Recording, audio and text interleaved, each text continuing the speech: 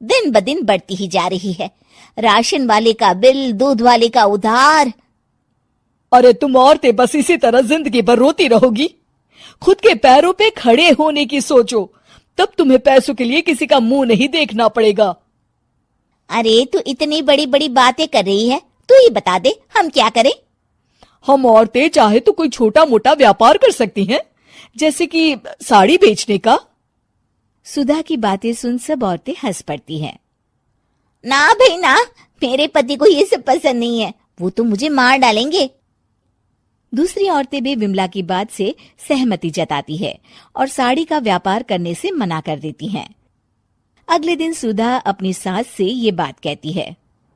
बस अब यही काम रह गया था, सारा दिन यही सब सोचती रहती हो। अरे बढ़िया आई साड़ी बेचने वाली। तभी वहां सुधा का पति विवेक आता है। अपनी माँ की बात काटते हुए कहता है, अरे माँ, सुधा ठीक ही तो कह रही है।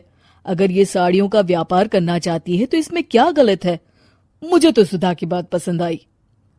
अरे मजाक है क्या व्यापार करना?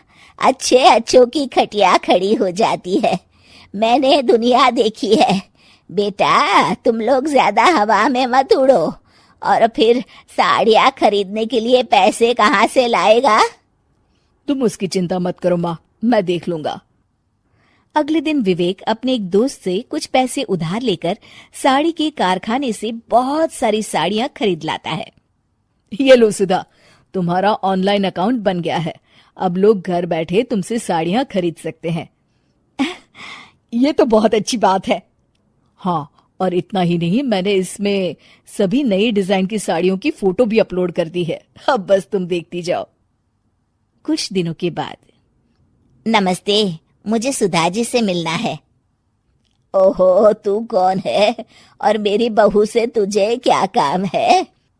माँ जी, मैं सुधा जी से साड़ियाँ खरीदने आया हूँ। अरे बड़ा बेवकूफ है तू, इतना बड़ा मीना बाजार छोड़कर यहाँ साड़ी खरीदने आया है। तेरा ऊपर का कोई पेच ढीला है क्या? अरे माँ जी, आप नहीं जानती, आजकल ऑनलाइन का जमाना है, समय और पैसे दोनों की बचत होती है। तभी वहां सुधा आ जाती है। सुधा बिरजू को साड़ियाँ दिखाती है। क्या बात है सुधा बहन जी, आपके पास तो बहुत ही सुंदर सुंदर साड़ियाँ हैं। एक काम करिए, ये वाली दे दीजिए और ये वाली भी। छोड़िए, एक काम करिए, ये सभी ही दे दीजिए। सुधा की सास हैरान रह जाती है।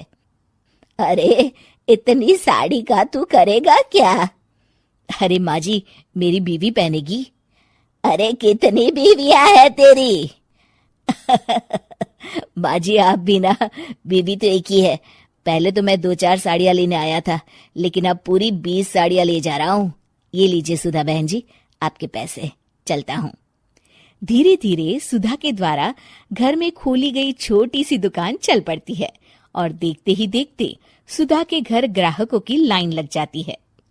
पैसों की आमदनी देख सुधा की सास की आंखें फटी की फटी रह जाती है। जा बहू, अब तू थोड़ा आराम कर ले, इन लोगों को मैं साड़ियाँ दिखा देती हूँ। माँ जी आप? अरे हाँ हाँ, अब जा भी। इस तरह सुधा की सास भी उसके कारोबार में हाथ बटाने लगती है। देखो सुधा, तुम्हारा व्यापार तो चल पड़ा। पिछले कुछ महीनों में इतनी कमाई हुई है कि तुम्हें यकीन नहीं होगा। सच? हाँ, और तुम्हें पता है माँ, दोस्त से लिया हुआ उधार भी चुकता करके अच्छे खासे पैसों की बचत भी हो गई है। सुधा की सास अपनी बहू और बेटी की कामयाबी पर बड़ा खुश होती है। बहू की तरक्की देख के मैं बहुत खुश हूँ बेटा। तूने साबित कर दिया कि अगर पति का सपोर्ट मिले तो पत्नी कुछ भी कर सकती है। जी माँ जी, आपने बिल्कुल सही कहा।